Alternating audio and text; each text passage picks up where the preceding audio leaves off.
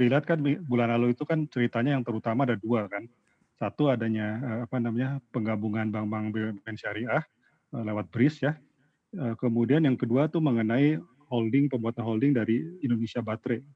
Berhubungan dengan nikel ya. Jadi mungkin ada holding antara Pertamina, PLN dan Main ID ya, Inalum ya, lewat mungkin aneka tambangnya ya. Itu yang membuat saham-saham komoditas dan saham-saham perbankan sempat bertransaksi cukup banyak ya bulan lalu ya. Kemudian kedua juga beberapa result dari bank-bank yang sudah keluar ya minggu lalu, itu terlihat beberapa itu ternyata cukup baik ya. Jadi tidak seburuk yang diperkirakan. Ada beberapa bank malah mencatatkan kinerja yang positif ya. Padahal seperti kita ketahui kan banyak orang memperkirakan kan tahun ini kan tahun yang berat buat perbankan ya. Laba bersih mungkin turun banyak ya. Kemudian yang menarik juga besarnya transaksi dari investor lokal ya. Jadi kalau kita lihat tahun ini year to date itu transaksi lokal tuh mungkin investor lokal mungkin bisa 2/3-nya dari transaksi, asing hanya sepertiganya. Tapi bulan-bulan kemarin itu kalau saya lihat 3/4-nya itu dari lokal ya. Jadi kenapa itu bisa terjadi? Itu hal yang menarik juga ya. Karena dari 3 bulan terakhir dana asing mungkin keluar sekitar 35 triliun ya. Bulan lalu itu sekitar 10 triliun, tapi 10 triliun itu sebetulnya di reguler relatif nggak sebesar itu ya. Karena adanya transaksi dari fail Indonesia yang lewat negosiasi itu ada sekitar 5 triliunan ya. Jadi relatif bulan lalu itu net sell asingnya itu nggak terlalu besar dibandingkan 2 bulan sebelumnya.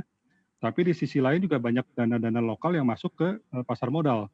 Penyebabnya adalah karena banyak sekali orang-orang yang dananya mungkin berlebih menaruh uang di bank, tapi ternyata banknya itu relatif agak kesulitan melempar kredit. Jadi mereka tuh menawarkan bunga deposito yang semakin turun.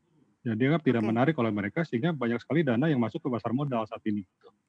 Oke, nah berarti kalau begitu Anda lihat apakah opportunity yang sama masih akan ada di bulan November untuk sektor yang sama juga terjadi performa yang sangat baik di Oktober, November akan sama, ataukah ada terjadi konsolidasi atau mungkin ada terjadi switching moment juga begitu ya? Atau seperti apa nih akan lebih banyak terjadi di sektor-sektor di bulan November ini dan sektor mana yang kira-kira akan cukup perform yang Anda lihat Pak Surya?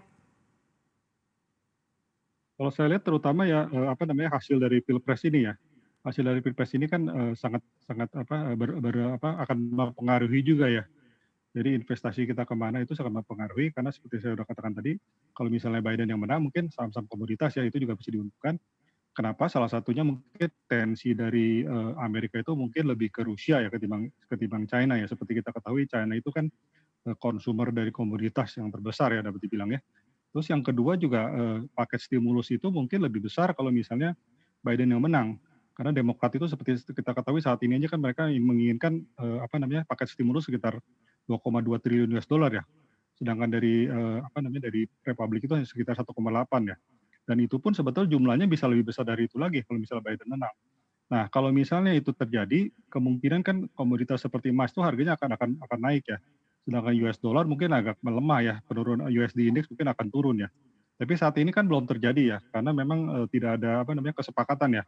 Saya pikir sesudah Pilpres ya mungkin baru akan terjadi ya stimulus itu.